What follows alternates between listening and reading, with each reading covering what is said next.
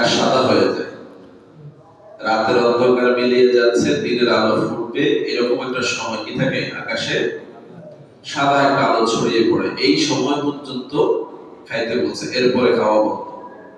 কথা বুঝতে পেরেছেন? এটা আল্লাহ বলছেন। কি জন্য? যে এই সময়টা ততক্ষণ পর্যন্ত তোমাদেরকে সীমায়িত করা হয়েছে যতক্ষণ পর্যন্ত ফজরের সাদা রেখা প্রকাশ হয়ে যায়, এর আগ পর্যন্ত তোমরা খাইতে পারবে। সেখানে এটার ব্যাখ্যা দিয়েছিলাম না যে মিনাল খাইতিল আসওয়াদি মিনাল ফজর, অর্থাৎ রাত্রি অন্ধকার থাকা অবস্থা পর্যন্ত তোমরা খাও, সাদা রেখা চলে আসলে আর খেও। এটা কোন টাইম? সাহারের টাইম। কিসের টাইম? সাহারের টাইম। সারা বছর আমরা যখন খুশি খাই, সাহারের টাইমে খাইলে অসুবিধা নেই, দিনে খাইলে অসুবিধা নেই, নিষেধ আছে নি?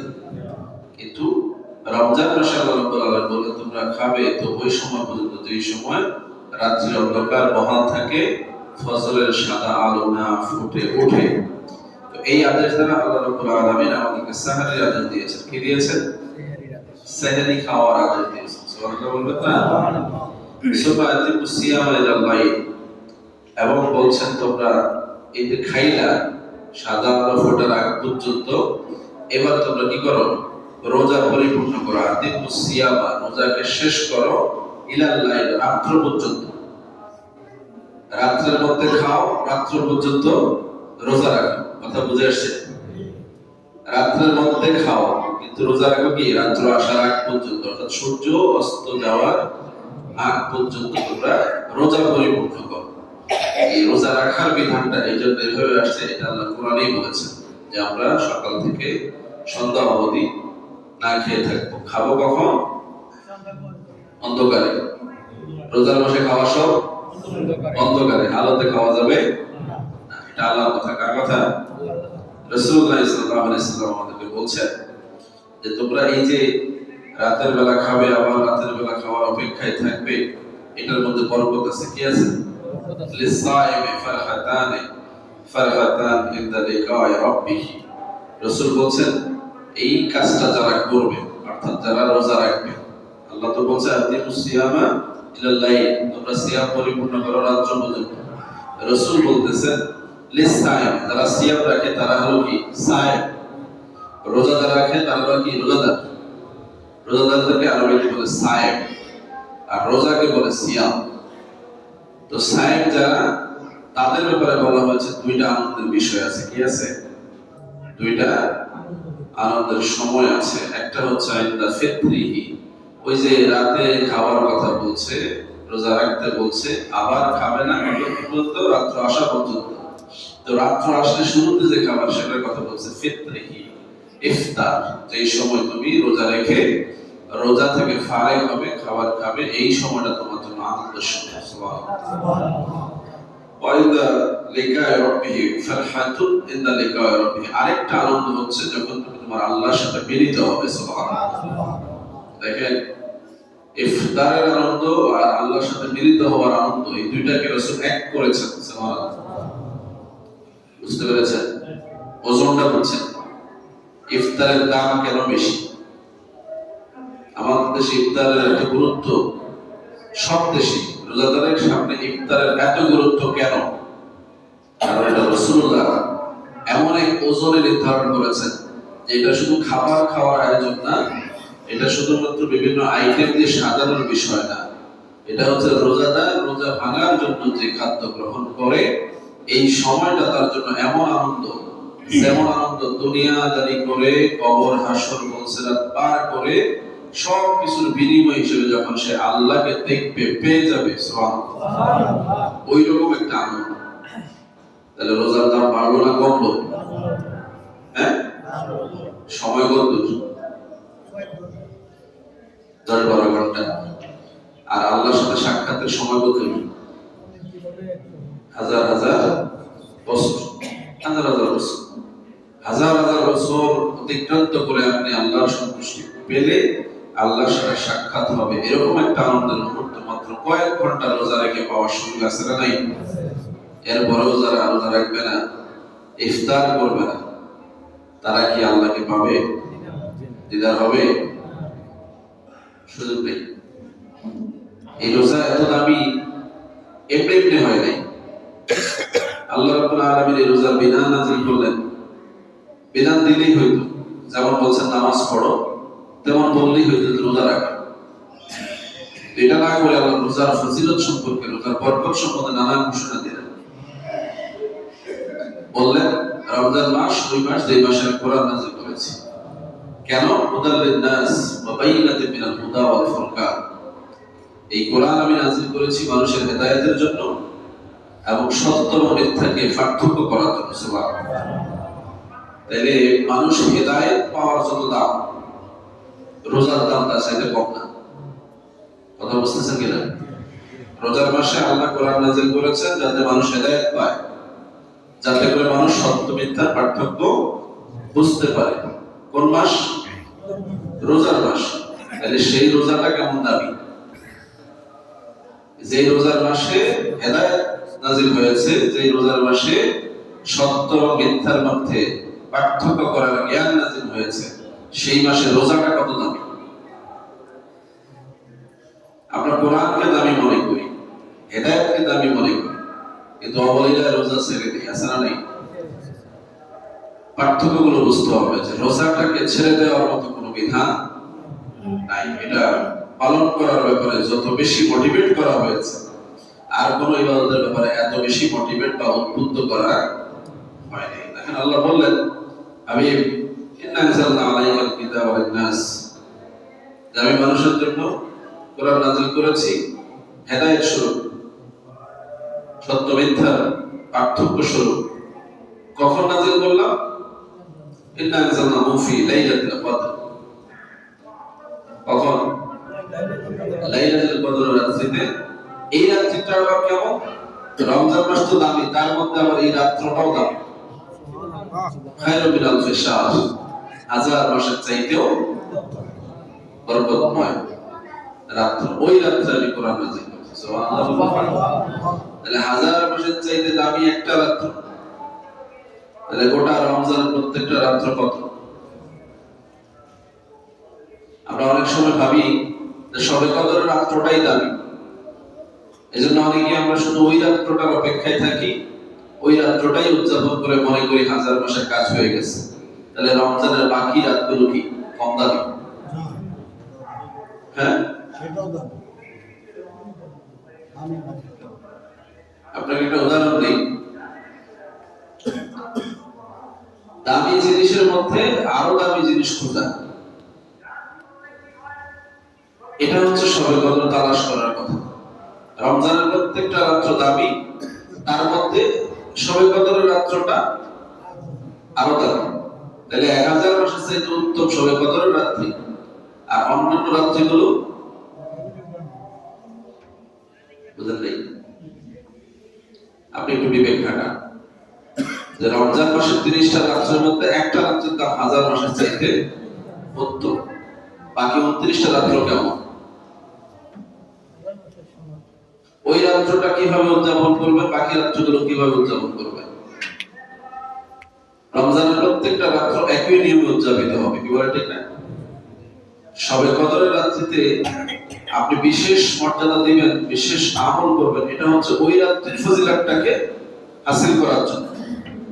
তাহলে রমজানের অন্য রাত্রিগুলোকে আপনি ছেড়ে দিবেন, ওই একই আমল কিন্তু অন্যান্য রাত্রিগুলো আপনাকে তারাবি পড়তে হবে, এশা পড়তে হবে, তাহাজ্জুদ পড়তে হবে, সাহরি খেতে হবে, প্রত্যেক রাত্রে একই নিয়ম।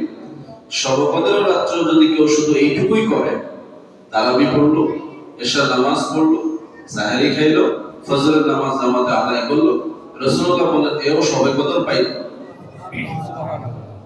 আবার কিছু মানুষ রাতভর জেগে রইল, তাসবিহ তাহলিল ইবাদত বন্দেগী গুলো, নফল ইবাদত করলো, রাসূল বলেন এরাও শবে কদর পাইল। ডিফারেন্সটা কি হইল? এরা একটু অর্জন করে নিল বেশি করে। আছে না কিছু মানুষ ওভারটাইম করে কিছু কাজ আদায় করে নেয়, হাজিরা ঠিক আছে কিন্তু পয়সা একটু বাড়ায় নিল। রমজান মাসে প্রত্যেকটা রাত হচ্ছে সমান ডিউটি, শবে কদরের রাতটা হচ্ছে ওভারটাইম ডিউটি। সুবহানাল্লাহ। মর্যাদার দিক থেকে এজন্য রমজানের প্রত্যেকটা মুহূর্ত দামি। কেমন দামি? রাসূলুল্লাহ সাল্লাল্লাহু আলাইহি সাল্লাম এই রমজান মাসের ব্যাপারে বলছেন কুল্লু আমালিন ইবনে আদম ইউদাফুল হাসানা বিআশরি আমসালিহা ইলা 700 দাফ। রমজান মাসের প্রত্যেকটা আমল উম্মতের জন্য এত বেশি সওয়াব নিয়ে আসবে যে 7 থেকে 70 গুণ থেকে 700 গুণ পর্যন্ত বৃদ্ধি করে দেওয়া হবে। আচ্ছা, এবার আপনি একটা হিসাব করেন। রমজানের একটা রোজাকে যদি আমি এক ধরি,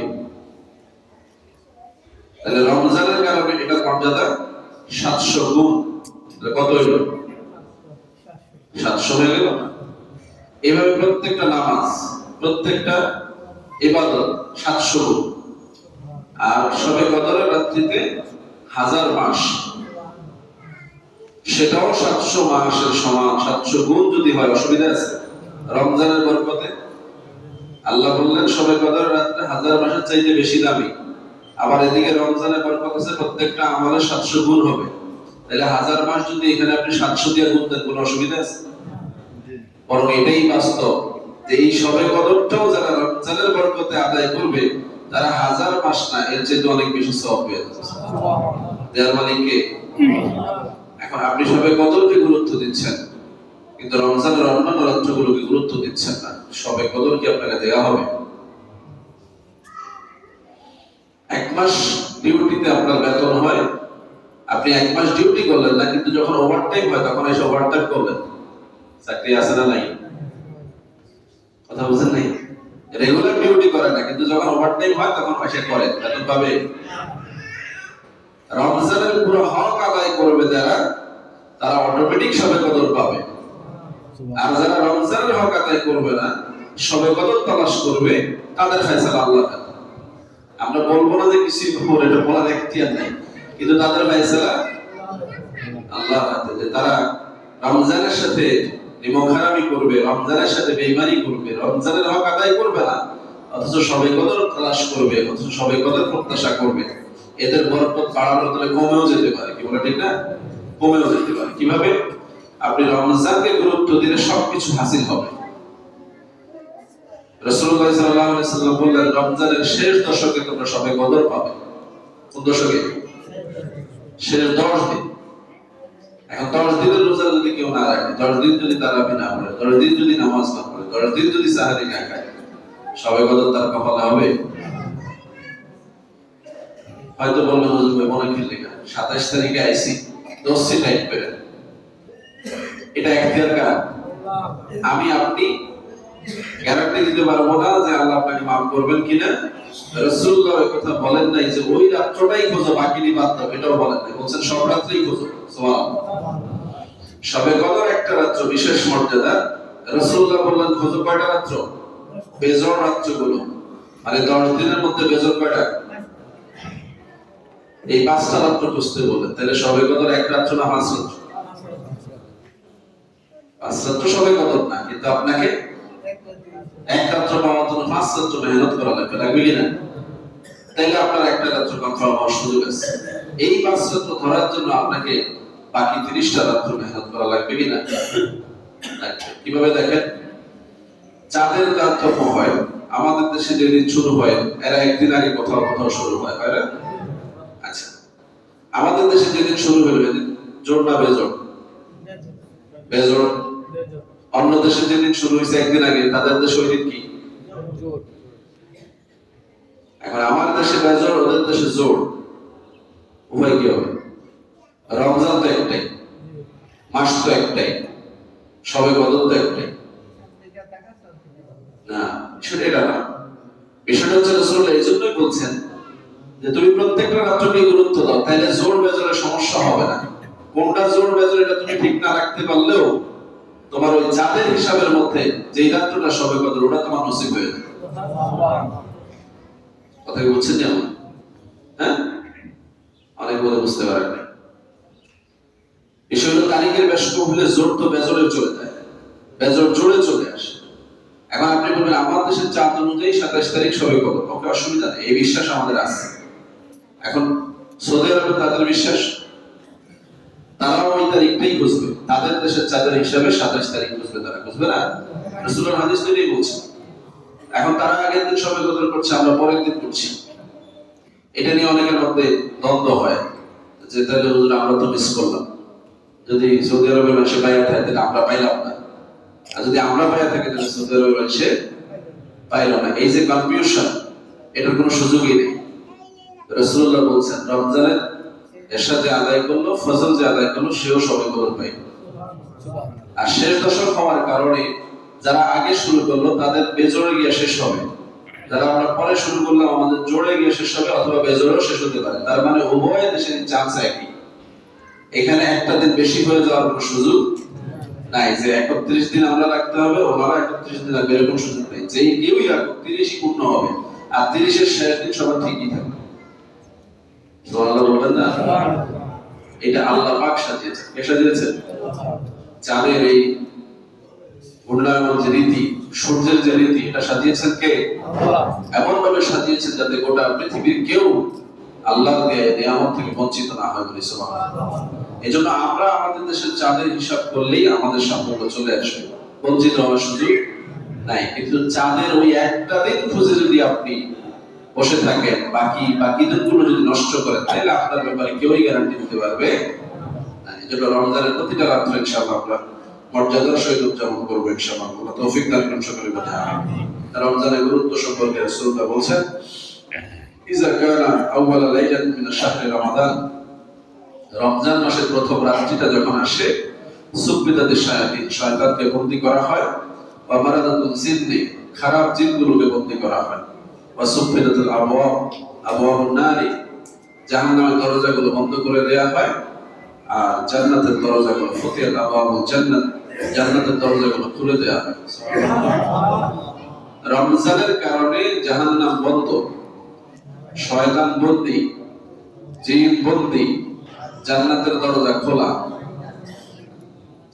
জান্নাতের দরজায় দাঁড়িয়ে ফেরেশতারা আহ্বান করতে থাকে, ইয়া বাগিয়াল খায়র আকবিল, যারা ভালো চাও আগায় আসো, ওয়া ইয়া বাগিয়াশ শার, যারা খারাপ চাও ভাগো। সুবহানাল্লাহ। ভাগই বলছে। হাদিসের ভাষা এভাবেই বলা আছে, আকসির, আকসির মানে পিছায় দাও, পিছায় দাও, পিছায় দাও কি? যা পিছায় দাও মানে হলো তুই যা, তোর দরকার। তো যারা খারাপ মানুষ তাদেরকে রমজান আহ্বান করে না, যারা ভালো মানুষ তাদেরকে রমজান ডাকে। এখন খারাপ যারা, তারা যদি ভালো মানুষের কাতারে আসতে চায়, সুযোগ আছে না নাই? আচ্ছা, রমজান বলতেছে যারা ভালো চাও, যারা কল্যাণ চাও, তারা রমজানকে গ্রহণ করো, রমজানের দিকে আগে আসো। আর যারা চাও না, যেমন চাই করো। এই রমজানকে নিয়ে যারা অবহেলা করে, রমজানকে যারা গুরুত্ব দেয় না, তারা যে হতভাগা, কোনো সন্দেহ আছে? তাদের ব্যাপারে দুনিয়ার কেউ এই সুপারিশ করতে পারবে না যে এরা রমজানকে সম্মান করলো না, রমজানকে ইজ্জত দিল না, রমজানের হক আদায় করলো না, অথচ এরা জান্নাতে চলে যাবে। এই হাদিস বলতেছে জান্নাতের দরজা খোলা। তার মানে কি? এই রমজান মাসে যদি কেউ মারাও যায়, সে জান্নাতি। এই রমজান মাসে যদি কেউ ইবাদত বন্দি করে, সেও জান্নাতি। এই রমজান মাসে যদি কেউ আল্লাহর হুকুম আহকাম মেনে রোজা আদায় করে, সেও জান্নাতি। আল্লাহ কি বলছেন? আস-সাওমু লি ওয়া আনা আজজি বিহি, রোজা যেহেতু আমার জন্য, আমি তার জন্য। সুবহানাল্লাহ। তো আল্লাহ যদি আপনার হয়, জান্নাত কার? জান্নাত আমার। আল্লাহই যেহেতু আমার হয়ে যেত, জান্নাত আর কি? ওগুলো তো আল্লাহর সম্পদ। আল্লাহর সম্পদ তো বান্দার জন্য। কার জন্য? আল্লাহ জান্নাত বানিয়েছেন কার জন্য? আমাদের জন্য। তা আমার আল্লাহ পেয়ে গেছি আমি, জান্নাত কি আমার চাওয়া লাগবে? জান্নাত তো অটো পেয়ে যাব। রাসূলুল্লাহ বলেছেন, ইফতারের সময় এমন আনন্দ, যে আনন্দ আল্লাহকে পাওয়ার জন্য। লিকায়ে রব্বি, আল্লাহর সাথে সাক্ষাতের সময়। তাহলে রোজাদারের সুযোগ আছে। রোজাদার প্রতি মুহূর্তে রোজার মাধ্যমে জান্নাতি হবে, রোজার মাধ্যমে আল্লাহকে পেয়ে যাবে। এই সহজ কথাটা যদি মাথায় রেখে আমরা রোজাকে গুরুত্ব দিই, আমাদের জন্য রমজান মাস বরকতময় হবে নিঃসন্দেহে। কি বলে ঠিক না? আর যদি আমরা এটা বুঝলাম কিন্তু অন্যান্য মাসের মতোই চললাম, অন্যান্য মাসের মতোই স্বাভাবিকভাবে সবকিছু চালিয়ে গেলাম, তাহলে রমজান আমাদেরকে কোনো উপকার করতে পারলো না। আল্লাহ রাব্বুল আলামিন আমাদেরকে মাহে রমজানের বরকত, ফজিলত, নাজাত, মাগফিরাত, রহমত হাসিল করার তৌফিক দান করুন সকলে বলে আমিন। ওয়া মা আলাইনা ইল্লাল বালাগ। আসসালামু আলাইকুম ওয়া রাহমাতুল্লাহ। যারা